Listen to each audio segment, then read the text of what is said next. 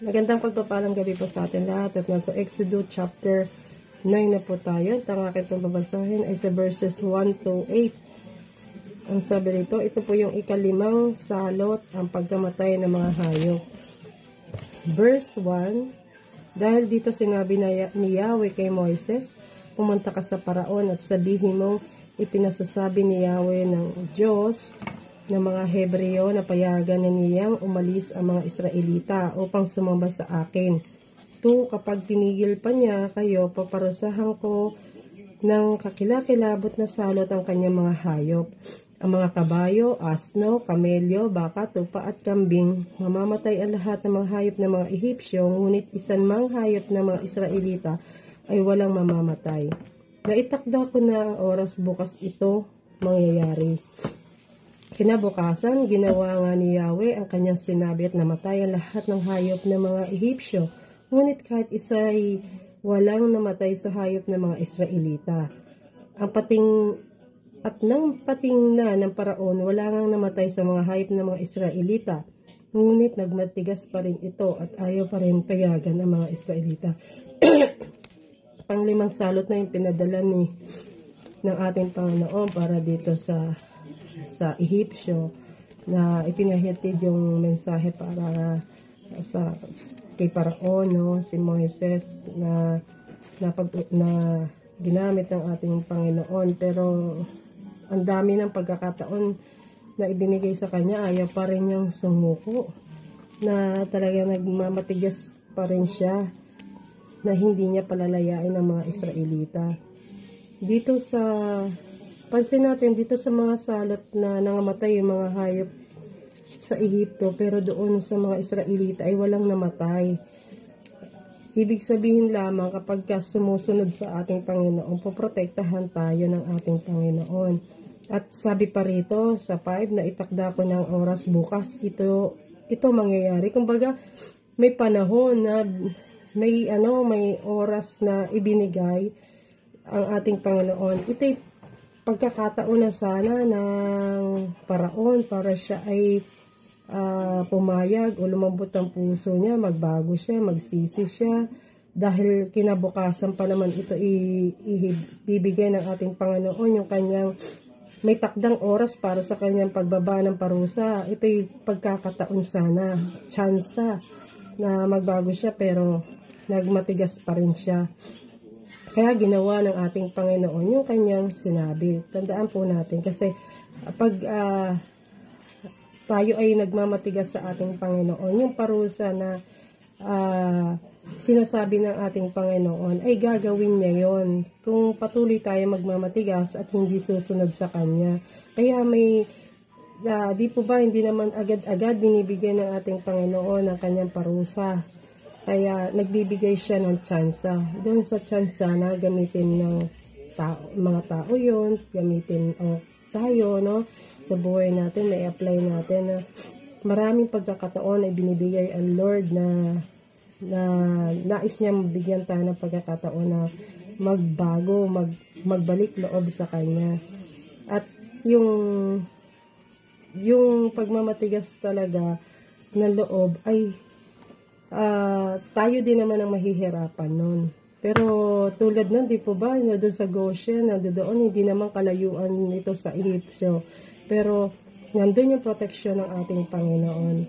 Napaka tigas ng loob ng Paraon dito. Pero doon lamang pinapayagan ng ating Panginoon yon. Kasi di ba sabi niya siya yung gagawin niya, patitigasin niya yung puso ng Paraon. Kasi upang makita natin yung kadakilaan ng Diyos na mas dakila siya. Siya ang Diyos na dakila na nagbibigay ng kapatawaran at magbibigay din ng kasaganahan. At kung patuloy tayo magmamatigas, igagawa din niya yung parusa na dapat ay may yung parusa na matatanggap talaga ng hindi sumusunod sa Kanya. Tsaka yung mga hayop dito, kumbaga kabuhayan nila to eh. Ito yung katulong nila sa kabuhayan. No, kapag ito'y namatay, mahihirapan silang mahirapan sila makapagtrabaho, magkaroon ng pagkabuhayan, kapartner nila ito sa pagtatrabaho. Pero ganun pa man, parang hindi pa rin talaga natitinag ito sa mga ipinadadalang salot ng ating Panginoon, itong ang paraon. Ito lamang po ang aking naibigay na insight dito sa verse 1 to 8. Maraming salamat po and God bless you all. Magandang gabi po sa bawat isa. Ito po yung aking message share sa Exodus 9 to 15. Mapupuno ng pinong alikabok ang buong Ehipto at ang lahat ng tao at hayop sa lupain ay matatagtad ng mga pigsang nagnanaknakan. Umuha nga sila ng abo sa pugon at pumunta sa Paraon. Pagdating doon, pataas na inihagis ni Moses ang abo at natagtad nga ng mga pigsang nagnanaknak ang mga tao at mga hayop sa buong Ehipto. Ang mga salamangkero hindi na nakaharap kay Moses sapagkat sila may tagtad rin ng mga pigsang nagnanaknak. Samantala, ang Paraon ay pinagmatigas pa rin ni Yahweh. Hindi nito pinansin ang mga Israelita. Tulad ng sinabi ni Yahweh kay Moses. Sinabi ni Yahweh kay Moses, bukas ng umaga, pumunta ka sa Paraon. Sabihin mong, inuutos ko na, pumayag na niyang sumamba sa akin ang mga Israelita. Kapag hindi pa siya pumayag, magpapadala ako ng matinding salot sa kanyang mga tauhan at nasasakupan upang malaman nilang ako ay walang katulad sa buong mundo. Kung siya at ang buong bayan ay pinadalhan ko agad ng salot na sakit, sana'y patay na silang lahat. Amen po. Salamat po ulit sa bawat isa. Magandang gabi po sa lahat. Ang babasahin ko po ngayon ay makikita sa Exodus chapter 9 verse 16 to 20. Pero pinayagan kitang mabuhay dahil dito, para makita mo ang kapangyarihan ko at para makilala ang pangalan ko sa buong mundo.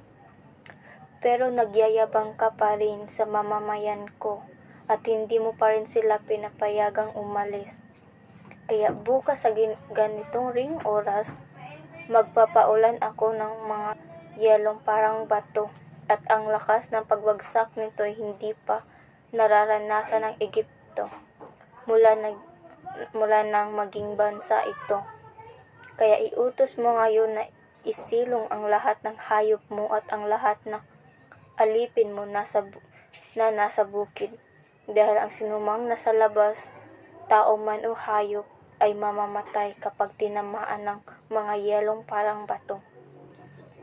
Natakot ang ibang mga opisyal ng Faraon sa sinabi ng Panginoon. Kaya nagmadali silang isilong ang mga alipin at mga hayop nila. Yun lang po. Amen.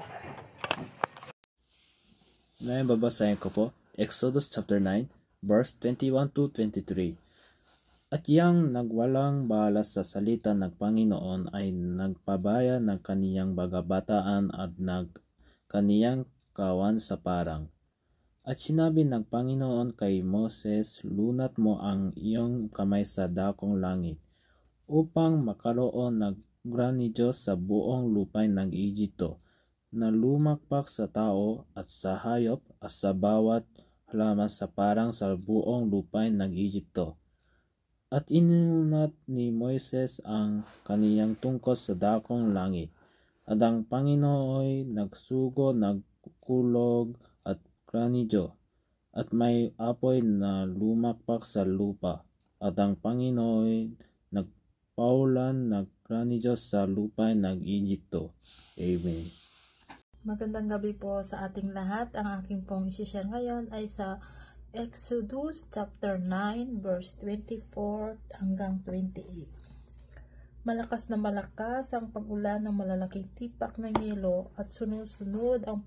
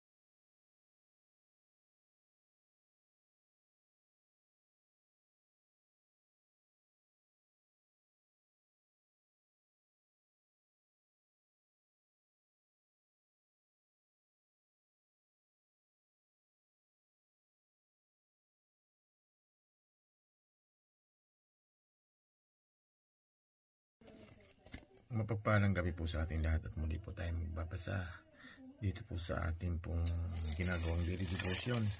Dito po aking babasahin ay mula po sa chapter 9 verse 29 to 35 po. At sinasabi nga po dito sa talatang ito, sinabi ni Moises, pagkalabas ko ng lungsod ay manalangin ako kay Yahweh. Mawawala ang mga kulog at titigil ang pag-ulan ng malalaking tipak na yelo. Sa gayoy malalaman ninyo na si Yahweh ang siyang may-ari ng daigdig.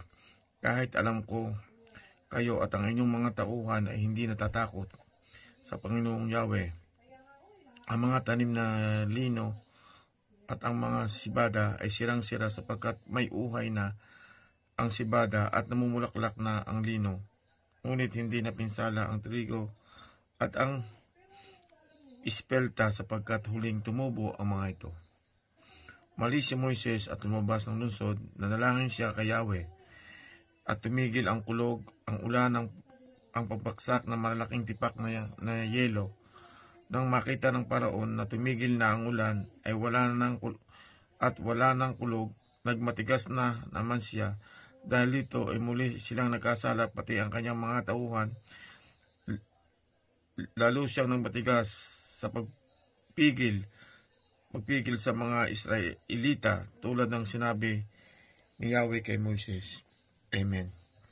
Dito po sa talata na akin pong binasa, makikita po natin na ito pong Paraon ay kahit po napakadami na pong mga ipinadala na mga salot sa kanila pong lugar, ay patuloy pa rin po siya nagmamatigas.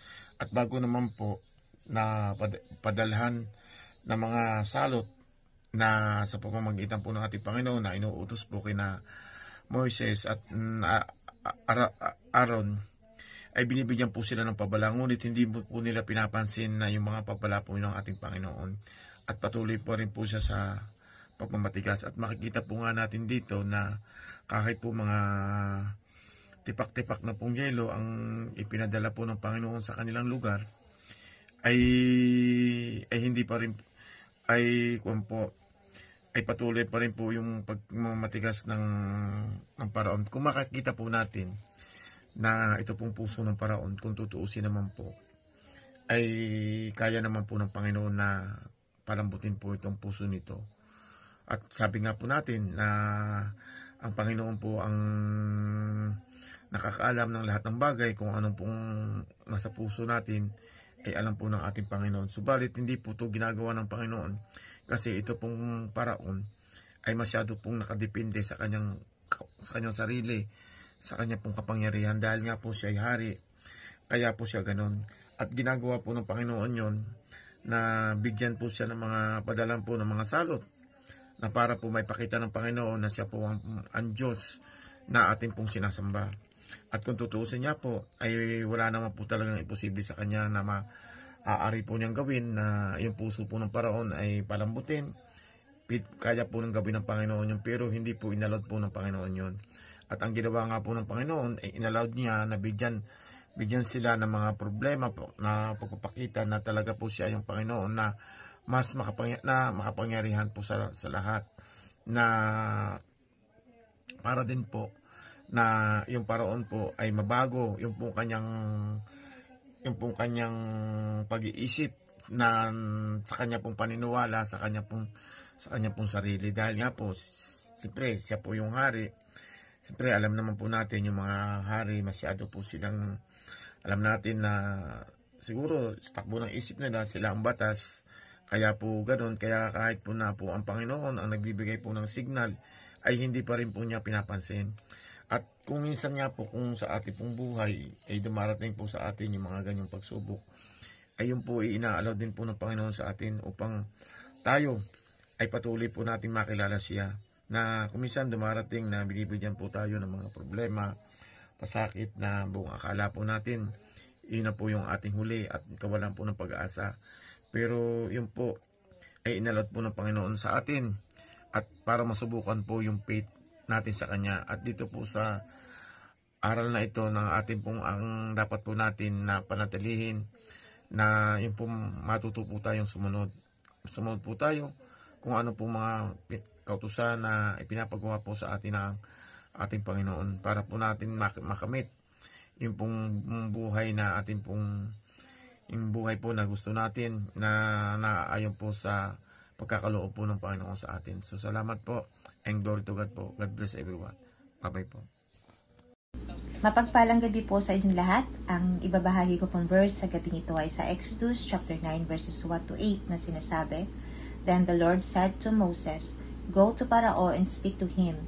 Thus says the Lord, the God of the Hebrews, Let my people go, that they may serve me. 2. For if you refuse to let them go and continue to hold them. 3. Behold, the hand of the Lord will come with a very severe pestilence on your livestock, which are the field, on the horses, on the donkeys, on the camels, on the herds, and on the flocks. 4. But the Lord will make a distinction between the livestock of Israel and the livestock of Egypt, so that nothing will die of all that belongs to the sons of Israel. 5. The Lord set a definite time, saying, Tomorrow the Lord will do this thing in the land. 6. So the Lord did this thing on the next day, and all the livestock of Egypt died, but of the livestock of the sons of Israel not one died. 7. Parao sent, and behold, there was not even one of the livestock of Israel dead, but the heart of Parao was hardened, and he did not let the people go. The plague of boils. 8. Then the Lord said to Moses and Aaron, Take for yourselves handfuls of soot from a kiln, and let Moses throw it toward the sky at the sight of Parao. Amen. Purihin po natin ang ating Panginoon. Magandang gabi po, and God bless everyone. Exodus chapter 9 verse 9 to 11. It will become fine boast over the whole land of Egypt, and pestering boils will break out on men and animals throughout the land. So they took salt from out furnace and stored before Pharaoh. Moses tossed it into the air, and pestering boils broke out on men and animals. The Magians could not stand before Moses because of the boils that were on them and on all the Egyptians. Amen. Magandang umaga po sa inyo lahat. Ang isi-share ko po ngayon, Exodus chapter 9 verse 12 to 16. And the Lord hardened the heart of Pharaoh, and he hearkened not unto them, as the Lord had spoken unto Moses. And the Lord said unto Moses, Rise up early in the morning, and stand before Pharaoh, and say unto him, Thus saith the Lord God of the Hebrews, Let my people go, that they may serve me. For I will at this time send all my plagues upon thine heart, and upon thy servant, and upon thy people.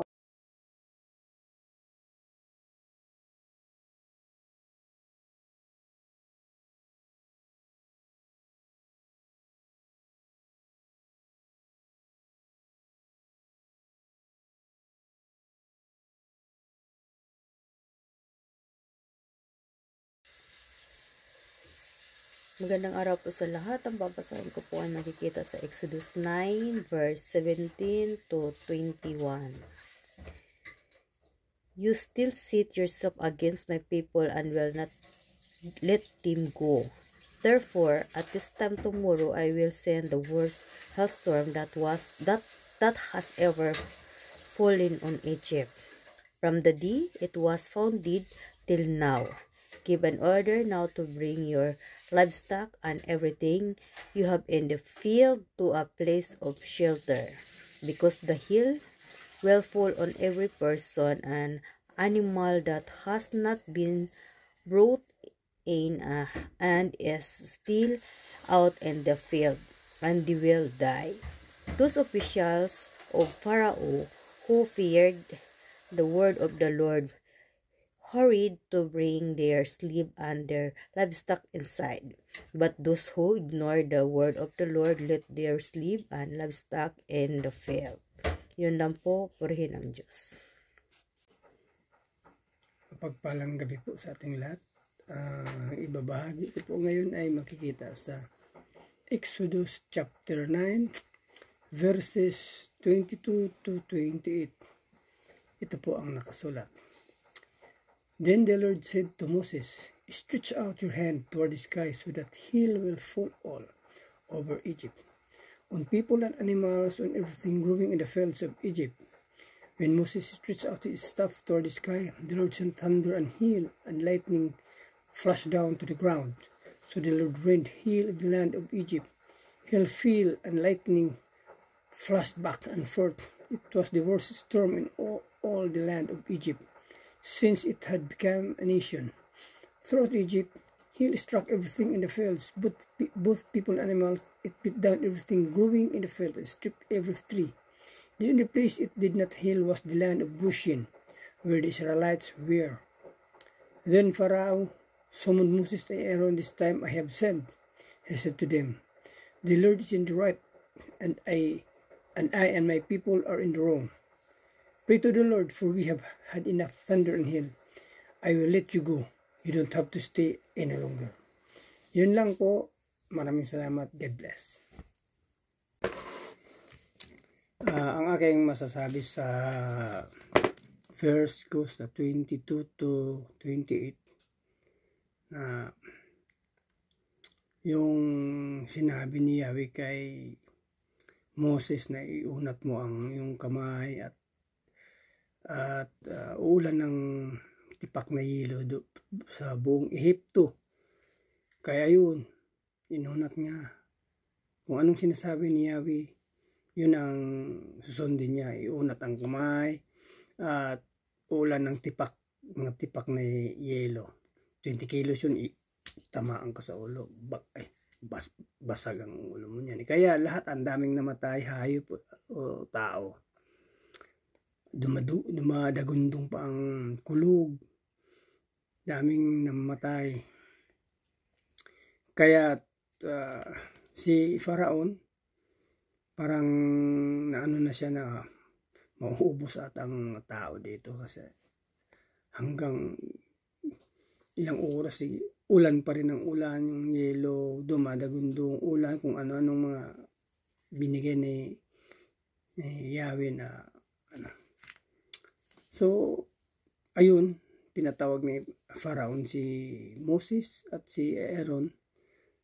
Pero may isa pa pala na sa buong Ehipto, nag-ano ng yelo. Pero may isang lugar doon na hindi sinalanta ng yelo o yung kulog, hindi kasali. Yun ang Goshen. Doon nakatira sila Moses at saka mga Israelites. Yun lang ang mga ng Diyos. Saka,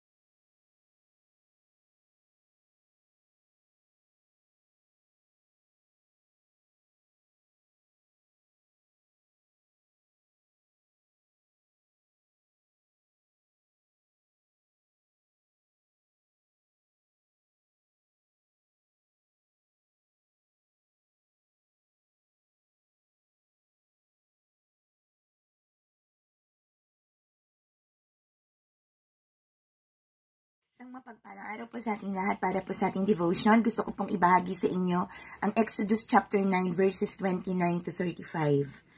Sabi po rito, Moses said to him, "As soon as I have gone out of the city, I will stretch out my hands to the Lord.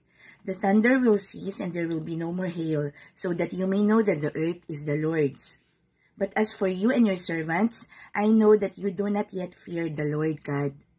The flax and the barley were struck down, for the barley was in the ear, and the flax was in the bud.